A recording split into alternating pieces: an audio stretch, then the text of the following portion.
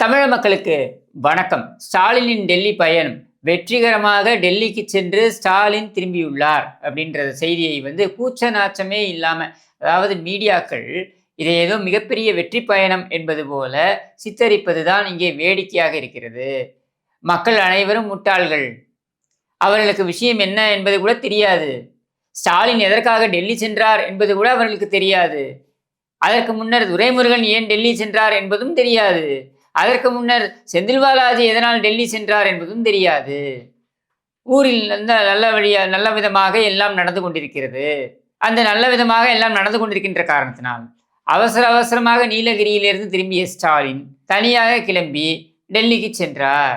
எப்பொழுதும் அவரை எங்கே சென்றாலும் அவருடனேயே செல்லும் துர்கா ஸ்டாலினோ அங்கு அவருடன் செல்லவில்லை. ஏனென்றால் இங்கே இன்னொரு வேலையில் முக்கியமாக அவர் அவருடைய கவனத்தை செலுத்தி கொண்டிருந்தார். அது என்ன அப்படின்னா, நம்ம இலகணேசன் ஆளுநராக பொறுப்பேற்றுக் கொண்டிருக்கின்ற நம்ம இலகணேசன் அவர்களுடைய 80வது பிறந்த நாள் நிகழ்வு. அதற்கு இலகணேசன் அவர்களுடைய இல்லத்திற்கே சென்று இலகணேசன் அவர்களுடைய அவங்க வீட்டில் பெரியவர்களிடம் காலில் விழுந்து ஆசி பெற்றார். இது ஒரு பெரிய தவறான ஒரு விஷயமா நான் சொல்ல போறதில்லை. ஆனால் இதெல்லாம் எப்பொழுது நடக்கிறது என்பதை பாருங்கள். எனக்கு தெரிந்த இலகணேசனுக்கு 80வது பிறந்த நாளுக்கு இது நடந்திருக்கிறது. நான் அறிந்த வகையில் 93 வயதோ 94 வயது வரையிலோ கருணாநிதி உயிருடன் இருந்தார். இந்த 94 ஆண்டுகளில் எப்பொழுதும் நான் துர்கா ஸ்டாலின் அவருடைய காலில் விழுந்து ஆசி பெற்று நான் பார்த்தது கிடையாது. ஏதாவது அரிதிலும் மருதிலாக ஏதாவது இருக்கலாம், ஆனால் நான் பார்த்தது கிடையாது. எதனால் சொல்கிறேன் அப்படின்னா, தன்னுடைய மகனுக்கு பிரச்சனை என்றால் இவர்கள் யார் காலிலும் விழுவதற்கு அஞ்ச மாட்டார்கள், தயங்க மாட்டார்கள். அஞ்சுவதற்கு என்ன இருக்கு? ஆனால் தயங்க மாட்டார்கள். இது கருணாநிதி காலத்திலிருந்து இவர்கள் கடைபிடிக்கும் வழிமுறை. ஸ்டாலின் மட்டையாக இங்கே மடங்கி விட்டார். இங்கே இவர்களிடம் சென்று நல்லுறவை புதுப்பித்துக் கொள்ள வேண்டும் என்பதற்காக இந்த நிகழ்ச்சியில் எல்லாம் இவர் கலந்து கொள்கிறார். இப்படி இவர்கள் கருணாநிதி காலத்திலும் செய்து வந்ததை எல்லாம் எடுத்து பார்த்தீர்கள் என்றாலே உங்களுக்கு புரியும். இவர்கள் அரசியலே இப்படித்தான் செய்வார்கள். இவங்களுடைய வரலாறை எடுத்து பார்த்தீர்கள் என்றால், இந்த மாறன் இறந்து போனார் பாருங்க. அந்த மாறன் இறந்து போன அந்த இடத்துல மாறனுடைய பிணத்தை வைத்து கொண்டு இவர்கள் அரசியல் பேசினார்கள். கூட்டணி மாறுவது, அதாவது அதுவரையில் வாஜ்பாய் அரசாங்கத்திற்கு இவர்கள் ஆதரவு கொடுத்து கொண்டிருந்த நிலையில மாறனுடைய பிணத்தை வைத்து கொண்டு காங்கிரஸ் மற்றும் மற்ற கூட்டணி கட்சிகளுடன் கூட்டணி பேச்சுவார்த்தையில் ஈடுபட்டார்கள். பெசன்ட் நகர் மயானத்திற்கு வாஜ்பாய் வருகிறார். இது பிரதமர் பெசன்ட் நகர் மயானம் வரைக்கும் வருகிறார். முரசொலி மாறனுடைய உடலை எடுத்து செல்லும் பொழுது அங்கே தகனத்திற்காக அதுவரையில் மரியாதை செலுத்தி விட்டு போன வாஜ்பாய் அவர்களுக்கு இவர்கள் என்ன செய்தார்கள்? அப்படியே கூட்டணியை மாற்றிக்கொண்டார்கள். அதற்கு அந்த இடத்தை, அந்த தருணத்தை அவர்கள் பயன்படுத்தி கொண்டார்கள். 2016 உங்களுக்குலாம் நினைவு இருக்கும்னு நினைக்கிறேன். ஆதித்யநாத் இல்லத்துல ஒரு துக்க நிகழ்வு ஏற்பட்டு அங்க அந்த இழவு வீட்டு வெளியில கருணாநிதி காத்து கிடந்தார். எதற்காக என்றால், மரியாதை செலுத்துவதற்காக விஜயகாந்த் வருவார். அப்பொழுது விஜயகாந்தை அங்கேயே மடக்கி பிடித்து விடலாம் அப்படின்றதுதான் இவர்களுடைய திட்டம். அதற்காகவே காத்து கொண்டிருந்தார். இப்படி திருமண வீடாக இருந்தாலும் இழவு வீடாக இருந்தாலும் அங்கே நின்று அரசியல் பேசுவது அல்லது அதை அரசியலுக்காக பயன்படுத்தி கொள்வது என்பதனை, அந்த கேவல அரசியலை ஒரு வழிமுறையாகவே வைத்திருக்கின்ற கும்பல் இந்த கருணாநிதி கும்பல். அப்பா அப்பா என்று ஊரெல்லாம் சொல்லிக் கொண்டிருக்கின்ற இந்த திராவிட மாடல் காலி பெருங்காய டப்பா என்றைக்காவது தமிழக மக்களுக்காக மோடியோடைய இரு கரங்களையும் பிடித்து கெஞ்சி கேட்டு பார்த்திருக்கிறீர்களா? இங்கே கெஞ்சி கொண்டிருக்கிறார் தன்னுடைய மகனை காப்பாற்றுவதற்காக. அப்ப இவர் யாருக்கு அப்பா? அந்த உதவாக்கரைக்கு அப்பா. இந்த உதவாக்கரை மகனை இவர்கள் சரியாக வளர்க்கவில்லை என்கிற ஒரே காரணத்திற்காக, இவர் ஸ்டாலினுக்கு பிறந்தார் என்கிற ஒரே காரணத்திற்காக நம் தலையில் கட்டியதோடு அல்லாமல் அதனால் ஏற்படும் பாதிப்புகளை எல்லாம் நாம் சந்தித்துக் கொண்டிருக்கின்ற இந்த வேளையில வழக்கை கூட இவர் சந்திக்க கூடாது என்பதற்காக இங்கிருந்து ஓடோடி போய் மோடியோடைய கைகள் இரண்டையும் பற்றி கொண்டு இதை கால்களாக நினைத்துக் கொள்ளுங்கள் என்று சொன்னாலும் சொல்லியிருக்கலாம். ஏனென்றால் இவர்கள் இதை முன்னாலேயே செய்திருக்கிறார்கள். இதே மாதிரி தான் எடப்பாடி பழனிசாமி அவர்களுடைய கைகளை பற்றி கொண்டார்கள். நான் சொல்லல, துரைமுருகன் சொன்னார். ஸ்டாலின் அவர்களுடைய எடப்பாடி பழனிசாமி அவர்கள் என பாதம் தாங்கி பழனிசாமி என்று சொல்கிறார்கள் அல்லவா, அந்த பாதம் தாங்கி பழனிசாமியோடைய கரங்களை பிடித்து கொண்டு இதை உங்களுடைய பாதமாக நான் நினைக்கிறேன் என்று கெஞ்சியவர்கள் தான் இவர்கள். எதற்காக? இந்த செயல்படாத கருணாநிதி செத்து போன நிலையில புதைப்பதற்கு குழி வேண்டும் என்பதற்காக பிச்சை எடுத்தார்கள், ஒட்டுமொத்த குடும்பமும் சென்று. அங்கே எடப்பாடி பழனிசாமி அவர்கள் ரொம்ப தெளிவாக இந்த செயல்படாத திருவாரூர் எம்எல்ஏவாக தொடரச் செய்வதற்கே அதிமுக தான் துணை உறுதுணையாக இருந்தது. சட்டமன்றத்தில் நீங்கள் தீர்மானம் கொண்டு வந்த பொழுது நாங்கள் அதை எதிர்த்து வாக்களிக்கவில்லை, ஆளும் கட்சி எதிர்த்து வாக்களிக்கவில்லை அப்படின்றதை வைத்து இந்த கருணாநிதி செயல்படாத திருவாரூர் எம்எல்ஏவாக தொடர்ந்தார் சாகின்ற வரையில். அதுவே அதிமுக போட்ட பிச்சை. அதற்கு மேல் எதுவும் எதிர்பார்க்காதீர்கள் என்று சொன்னதுக்கு அப்புறம் நீதிமன்றத்திற்கு ஓடினார்கள். கருணாநிதியுடைய வரிகளில் சொல்ல வேண்டும் என்றால் ஓடினார் நீதிமன்றத்தின் வாயிலுக்கே ஓடினார்.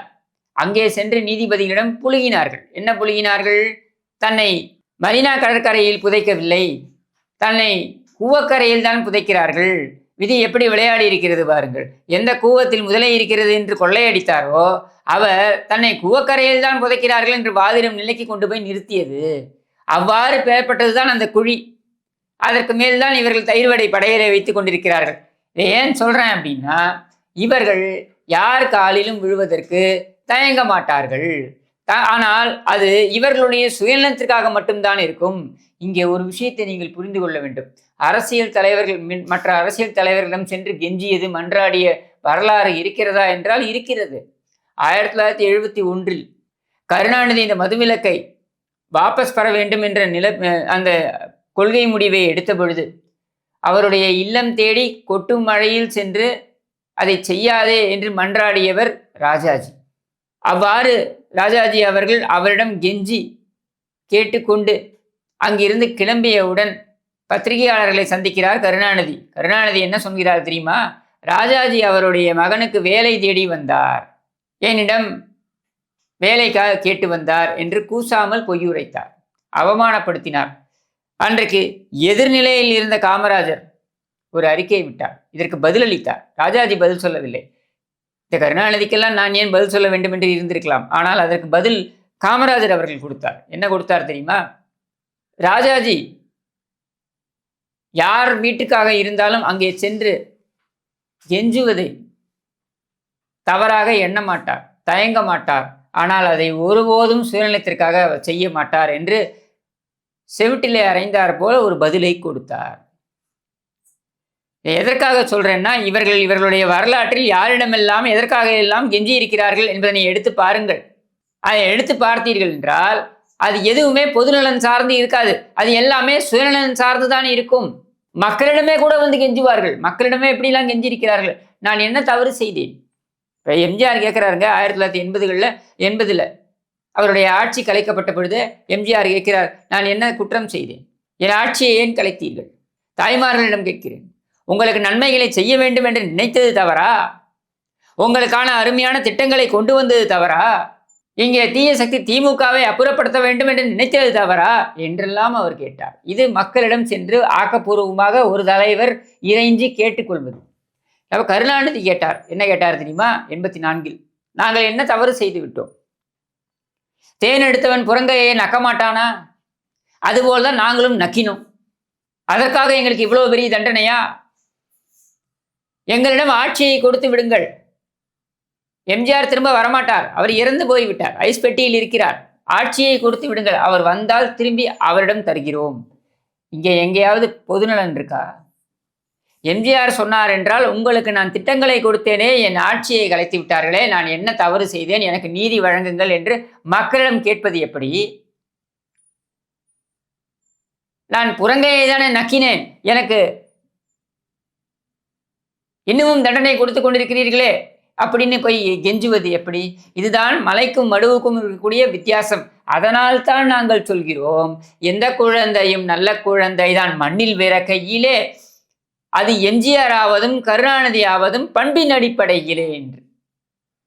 இதிலிருந்து எம்ஜிஆர் யார், கருணாநிதி யார் என்று நீங்கள் புரிந்து கொள்ளலாம். இதையெல்லாம் சொல்ல வேண்டிய அவசியம் ஏன் வருகிறது என்றால், அரசியலில் சுக துக்கங்கள், நிகழ்வுகள், இதையெல்லாம் முழுக்க முழுக்க குடும்ப நலனுக்காக பயன்படுத்தக்கூடிய கேவலமான ஒரு ஜென்மங்களாக இந்த கருணாநிதி கும்பல் இருக்கிறது. அதை ஒருபோதும் தன்னுடைய சுயநலத்துக்காக பயன்படுத்தி கொண்ட தலைவர்களாக இங்கே இருக்கக்கூடிய பல தலைவர்கள் இருந்திருக்கிறார்கள். காமராஜர், ராஜாஜி, எம்ஜிஆர், ஜெயலலிதா, இப்படி பல தலைவர்கள் இருந்திருக்கிறார்கள். அவர்கள் என்றைக்கும் அப்படி செய்தது கிடையாது. சஞ்சய் காந்தி 1980 அந்த அதிமுக ஆட்சி கலைக்கப்பட்டு சில மாதங்களில் எல்லாம் தேர்தல் வர இருக்கிறது. தேர்தல் வந்து திரும்ப மீண்டும் முதலமைச்சராகிவிட்டார் புரட்சித் தலைவர் எம்ஜிஆர். அந்த காலகட்டத்தில் சஞ்சய் காந்தி அந்த விமான விபத்தில் இறக்கிறார். ஆட்சியை கலைத்த இந்திரா காந்தி ஒரு 4 மாதங்களுக்கு முன்னர் தான் ஆட்சியை கலைத்திருக்கிறார். அந்த ஆட்சியை கலைத்த இந்திரா காந்தியுடைய மகன் இறந்த பொழுது எம்ஜிஆர் அவர்கள், நான் இப்பொழுதே டெல்லி கிளம்பி செல்ல வேண்டும் என்று சொல்கிறார். இப்ப கட்சி மூத்தவர்கள் அவரிடம் சொல்கிறார்கள், எங்க நம்ம ஆட்சியை கலைச்சிட்டாங்க, அவங்க திமுகவோட இப்ப கூட்டணியில் இருக்காங்க, நாம போனா அது சரியா இருக்குமா என்று சொன்ன பொழுது, நாட்டின் பிரதமருக்கு தனிப்பட்ட இழப்பு, இது கட்சி சார்ந்து பார்க்க வேண்டிய அவசியம் கிடையாது. நாட்டின் பிரதமருக்கு தனிப்பட்ட இழப்பு என்றால் அவருக்கு நாம் துணை நிற்க வேண்டும். இந்த நாட்டின் தலைவி அவர், அதனால் நான் துணை நிற்பேன், கூட்டணி கணக்குகளை பற்றி எனக்கு கவலை இல்லை என்று சொல்லி இங்கிருந்து கிளம்பி டெல்லிக்கு சென்று இறுதிச் சடங்குகள் வரைக்கும் இருந்துவிட்டு வந்தார். அதே அன்னை இந்திரா காந்தி கொலை செய்யப்பட்டார். அப்பொழுது புரட்சித் தலைவர் எம்ஜிஆர் அவர்கள் சிகிச்சைக்காக அமெரிக்காவுக்கு செல்ல வேண்டிய நிலை. அவருடைய அஸ்தி கலசம் இங்கே வந்தது, அதுக்கு மரியாதை செலுத்தக்கூட கருணாநிதி செல்லவில்லை என்பது வரலாறு. ஆனால் தேவை ஏற்பட்டால் அங்க இறப்பில் சென்று அந்த நெத்திக்காசு கூட விட்டு வைக்காமல் எடுத்து வரக்கூடிய ஜென்மம் தான் கருணாநிதி. கருணாநிதி கும்பலும் அப்படித்தான். ஆனால் அது தேவையில்லை, அதாவது பொதுநலன் என்று வரும்பொழுது அவர்களுக்கு தேவையில்லை என்னும் பொழுது, நாட்டுக்கு தேவையில்லை என்றல்ல, நான் பொதுநலன் என்று வரும்பொழுது இவர்கள் அதை செய்ய மாட்டார்கள். இன்றைக்கு மோடியை சென்று சந்தித்திருப்பதும் அதே வகைதான். இவர்கள் ஆட்சியில் இல்லை என்றால் கருப்பு பலூன் விடுவார்கள், இவர்கள் ஆட்சிக்கு வந்தால் வெள்ளை கொடையை தூக்கி கொண்டு ஓடுவார்கள். இவர்கள் மோடியுடன் நட்பு பாராட்டினால் அது அரசியல் சாணக்கியம் என்று இவர்கள் உருட்டுவார்கள். அதையே மற்றவர்கள் செய்தால் அவர்கள் அடிமையாகி விட்டார்கள் என்பார்கள். யார் அடிமையானது? நீ அடிமையாகி இருக்கிறாய். உன் உதவாக்கரை மகனுடைய தற்கூரித்தனத்திற்காக நீ அடிமையாகி இருக்கிறாய். உன்னுடைய உதவாக்கரை மகன் திருடியதற்காக நீ அடிமையாகி இருக்கிறாய். உன்னுடைய கட்சியில் இருக்கக்கூடிய 1-2 சுயமரியாதைக்காரர்கள், 1-2 பிடிஆர் போன்றவர்கள் அன்றைக்கே எச்சரித்தார்கள். அவர்களுடைய சுயநலத்தை கூட கவலைப்படாமல், இதனால் அவர்களுடைய மந்திரி பதவிக்கே பிரச்சனை வரும் என்று தெரிந்தும் கூட வெளிப்படையாக அல்லது ஜாடை மாடையாக உன்னை எச்சரித்தார்கள். நீ அன்றைக்கே விழித்து கொண்டிருந்தால் இன்றைக்கு உனக்கு இந்த நிலை கிடையாது. மக்கள் மனமுவந்து ஏற்று உன்னை ஆட்சி பிடத்தில் அமர்த்தினார்கள். எவ்வளவோ எதிர்பார்ப்புகளுக்கு நடுவில் உன்னை அமர்த்தினார்கள். அதனால்தான் நான் பல மேடைகளில் சொல்வதை இங்கே திரும்பவும் பதிவு செய்கிறேன், இந்த காணொளியிலும் பதிவு செய்கிறேன். நீ எடப்பாடி பழனிசாமி அவர்களை அசிங்கப்படுத்துவதாக நினைத்து, கேவலப்படுத்துவதாக நினைத்து நீ அவரை ஊர்ந்து வந்தாய், தவழ்ந்து வந்தாய் என்றெல்லாம் பேசிக்கொண்டிருக்கிறாய். நான் மீண்டும் சொல்கிறேன், எடப்பாடி பழனிசாமி அவர்கள் முதலமைச்சராக வந்தது ஒரு விபத்து. அன்றைக்கு இருந்த முதலமைச்சர் செல்வி ஜெயலலிதா அவர்களுடைய மறைவின் காரணமாக அப்பொழுது அமைச்சராக இருந்த எடப்பாடி பழனிசாமி முதலமைச்சராக தேர்வானார். மக்கள் மனமுவந்து 2016 திரு எடப்பாடி பழனிசாமி அவர்கள் தான் முதலமைச்சராக வேண்டும் என்று வாக்களித்தார்களா என்றால் இல்லை. அதை அவர் எந்த நிலையிலும் மறுத்தும் பேசவில்லை. தொண்டர்கள் விரும்பி அவரை பொதுச்செயலாளர் ஆகியிருக்கிறார்கள் என்பதும் கூட அவருக்கு கொடுத்திருக்கின்ற வாய்ப்பு, அவருக்கு கொடுத்திருக்கின்ற பொறுப்பு. உன்னை போல கருணாநிதிக்கு பிறந்த ஒரே காரணத்திற்காக அந்த வாய்ப்போ பொறுப்போ வழங்கப்படவில்லை. ஆனால் கருணாநிதியுடன் மகன் 50 ஆண்டுகள் அரசியலில் இருப்பதாக சொல்லிக் கொண்டிருக்கிறார், வாய்ப்பே இல்லை என்று சொல்லிக் கொண்டிருக்கிறார். இவருக்கு ஒரு வாய்ப்பை வழங்குவோம் என்று 2021 உனக்கு அந்த வாய்ப்பு வழங்கப்பட்டது. மக்கள் மனமுவந்துதான் உனக்கு அந்த வாய்ப்பை கொடுத்தார்கள். எதிர்பார்ப்புகளின் அடிப்படையில் தான் உனக்கு அந்த வாய்ப்பை கொடுத்தார்கள். அவர் தவழ்ந்து வந்தார், அவர் ஊர்ந்து வந்தார் என்று சொல்லக்கூடிய நீ உன் குடும்பத்திற்கே இருக்க ஒரு இப்படி நடந்து வருவீங்களே, அந்த மாதிரி ராஜ நடை போட்டு நடந்து வந்தவர் தானே நீயே. அப்படி ராஜ நடை போட்டு நடந்து வந்த நீ மக்களுடைய எதிர்பார்ப்பை பூர்த்தி செய்தாயா?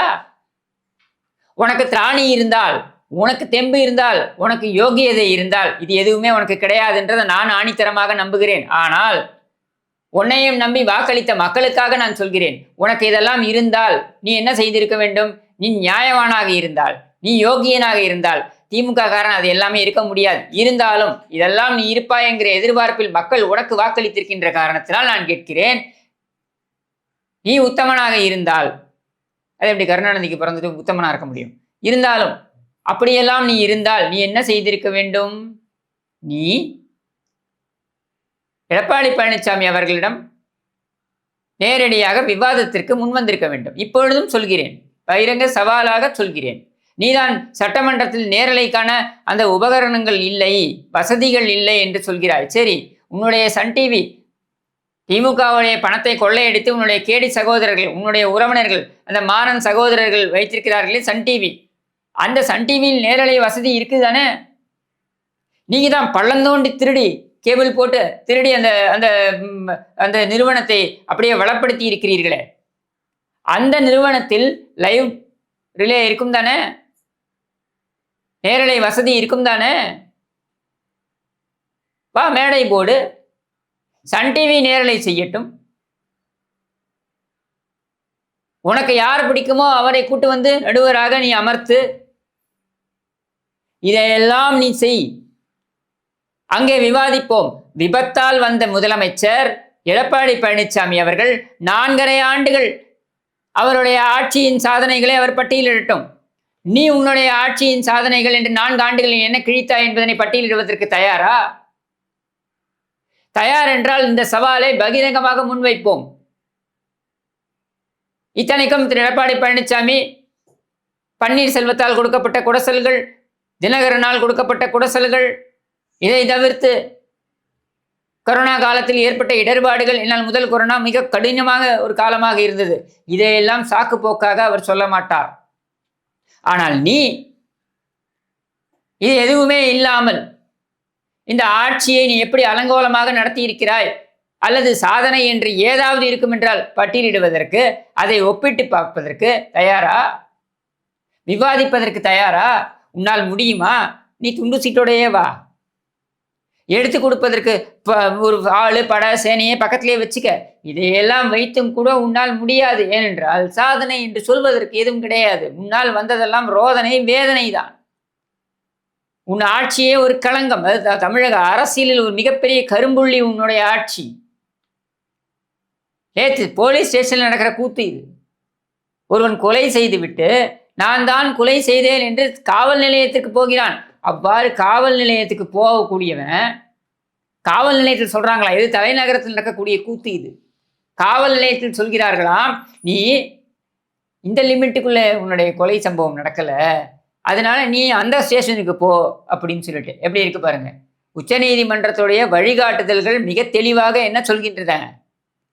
ஒரு குற்றச்செயல் நடந்திருக்கிறது என்று புகார் அளிக்க வேண்டும் என்று வந்தாலோ, அல்லது முதல் தகவல் அறிக்கையை பதிவு செய்ய வேண்டும் என்று வந்தாலோ, நீங்கள் இந்த காவல் நிலையத்துடைய லிமிட் என்றெல்லாம் நீ அளவுகோல்களை வைக்க வேண்டிய அவசியமில்லை என்று தெளிவாக சொல்லியிருக்கின்ற நிலையிலும் கூட ஒரு காவல் நிலையத்தில் இவ்வளவு அசால்ட்டாக பேசுவார்கள் என்றால், எதுக்கு இங்க வந்த? இது ஒன் லிமிட் இல்லை, நீ கொலையே செய்திருந்தாலும் நீ அந்த லிமிட்டுக்கு போ. அவ்வளோ கராரான பேர் வழிகளா இவர்கள்? எவனோ ஒருத்தன் உதவாநிதிய, இந்த ஸ்டாலினை அல்லது கருணாநிதியை அவதூறாக பேசினால் இங்கிருந்து குஜராத் வரைக்கும் போய் அவனை தூக்கிட்டு வர முடியுது. அவன் மேலே லிமிட் இருக்கோ லிமிட் இல்லையோ, தமிழ்நாட்டில் இருக்க அத்தனை காவல் நிலையங்களிலும் முடிந்தால் வழக்குகளை போட முடியுது. அத்துமீறி வீட்டுக்குள் நுழைய முடிகிறது. இதையெல்லாம் செய்ய முடிந்த உங்கள் காவல் நிலையம், உங்கள் காவல்துறை, உன்னுடைய நேரடி கட்டுப்பாட்டில் இருப்பதாக நீ சொல்லக்கூடிய காவல்துறை,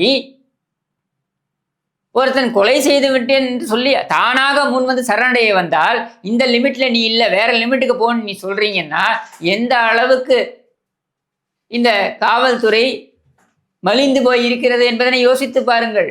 இதுதான் சட்டம் ஒழுங்குடைய நிலை. இது ஒரே ஒரு உதாரணம் தான். இதே சென்னையில் ஆம்ஸ்ட்ராங் என்கிற அந்த பகுஜன் சமாஜ் கட்சியுடைய மாநில தலைவர், அவர் கொலை செய்யப்படுகிறார். மக்கள் நடமாட்டம் இருக்கக்கூடிய அந்த பகுதியில் காவல் நிலையத்திலிருந்து 600 மீட்டர் தள்ளி கொலை செய்யப்படுகிறார். கொலை செஞ்சுட்டு அசால்ட்டாக அந்த கொலையாளிகள் அங்கிருந்து 3 காவல் நிலையம் தாண்டி போய் 4வது காவல் நிலையத்துல போய் சரணடைகிறான். அங்க இவங்க யாரும் கேட்கல, என்னென்ன நீங்க இந்த ஸ்டேஷன் லிமிட்டுக்குள்ள நீ வரமாட்ட, கொலை நடந்தது அந்த ஸ்டேஷனு, நீ அங்கதான் போகணும் அப்படின்னு சொன்னாங்களா? சரி, குறைந்தபட்சம் இப்படியான ஒரு தகவல் வெளில வந்திருக்கே, செய்தி அதிர்ச்சி அளிக்கக்கூடிய செய்தி வெளில வந்திருக்கே, நீ நடவடிக்கை எடுத்தியா? அதிகாரிகளோட தலை உருண்டிருக்க வேண்டாமா? உன்னுடைய நேரடி கட்டுப்பாட்டில் நடக்கக்கூடிய சட்டம் ஒழுங்கை பார்க்கக்கூடிய அந்த துறையிலேயே இந்த பிரச்சனை என்றால், உன்னுடைய மகன் சேப்பாக்கத்தில் இருக்கக்கூடிய காவல் நிலையத்திலிருந்து 100-150 மீட்டரில் ஒரு படுகொலை நடக்கிறது, அது பற்றியும் உன்னால் எதுவும் பேச முடியவில்லை என்றால், இப்படி உன்னுடைய துறையே உன்னால் சரி செய்ய முடியல. இதுல பெருமை வேற பேசுற, என்ன பெருமை? ஓம் பெருமையை உன் மாமன் பேசுறதும், உன் மாமன் பெருமையை நீ பேசுறது, அதுவும் எப்படி? விளையாட்டுத்துறை இதற்கு முன்னால் இருந்த அமைச்சர்களெல்லாம் விளையாட்டுத்துறை, அதாவது திமுக அமைச்சர்களையும் சேர்த்து சொல்கிறார். என்னென்ன இதற்கு முன்னால் இருந்த அமைச்சர்களால் பெருமை அடையவில்லை, ஆனால் இன்றைக்கு அந்த துறை தெரிய வருகிறது என்றால் உதவாநிதி தன்னுடைய மகன், கூச்ச நாச்சமே இல்லை, தன்னுடைய மகன் அமைச்சராக இருப்பதால் தான் அப்படின்னு சொல்றார். திமுகவில் இதற்கு முன்னர் இருந்த விளையாட்டுத்துறை அமைச்சரையும் சேர்த்துத்தான் அவமானப்படுத்துகிறார். திமுக காரந்த மாணவ ரோஷன் கிடையாது. ஆனால் நாம் இந்த கேள்வியை கேட்கணும்ல, ஏயா ஒரு மானிய கோரிக்கைக்கு துறை சார்ந்த அமைச்சரே வரல சட்டமன்றத்துக்கு. அப்படி வராத ஒரே அமைச்சர் யாரு அப்படின்னா உன்னுடைய மகன் தான், அந்த உதவாக்கரை உதவாநிதி தான். எங்கேயாவது கேள்விப்பட்டிருக்கீங்களா? துறை சார்ந்த மானிய கோரிக்கைகள்ல அதன் மீதான விவாதங்கள் வரும்பொழுது அந்த துறை சார்ந்த அமைச்சரே அங்கே மிஸ்ஸிங், அப்ஸ்காண்டு. இதை விட அந்த துறையை யாராவது கேவலப்படுத்த முடியுமா?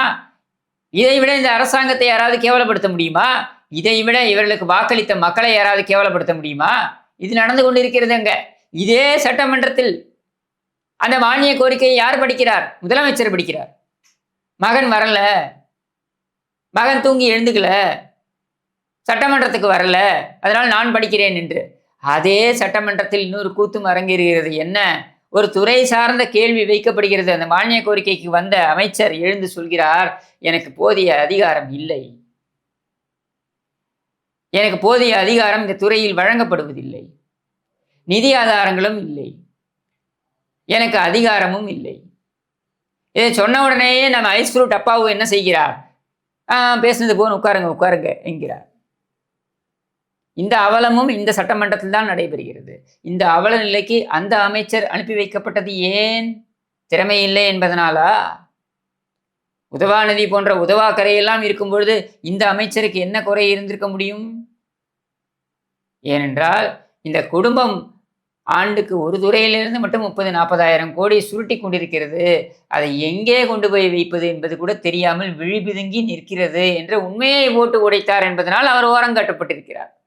இப்படியான ஒரு அமைச்சரவையை வைத்துக்கொண்டு இதுல பாத்தீங்கன்னாக்கா 2 முறை நீக்கப்பட்ட அமைச்சர் அப்படின்ற பெருமைக்கு சொந்தக்காரர் யாரு அப்படின்னாக்கா 2 பேர். பொன்முடி 1 வழக்கினால், அதுக்கப்புறம் அவராக பல விலகியது.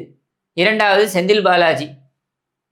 இப்படியான ஒரு அமைச்சரவையை வைத்துக்கொண்டு இந்த முதலமைச்சர் இந்த ஆட்சி சிறப்பாக நடந்து கொண்டிருக்கிறது என்று சொல்வார் என்றால், அதுவும் துணிச்சலாக சொல்வார் என்றால், அதற்கு இந்த மீடியாக்களும் சப்பை கட்டும் என்றால், அதை சப்பை கட்ட வேண்டும் என்பதற்காக இந்த மீடியாக்களையே வந்து துணிந்து அழைத்து, டிஐபிஆர் என்கிற ஒரு நிறுவனத்தை வைத்து அழைத்து, செய்தி தொடர்பு துறை அப்படின்ற ஒரு பெயர்ல அவர்களை அழைத்து அந்த ஓனர்களை எல்லாம் பகிரங்கமாக மிரட்டுவதும் அல்லது லஞ்சம் கொடுப்பதும் எப்படி வேணாலும் எடுத்துக்கலாம்.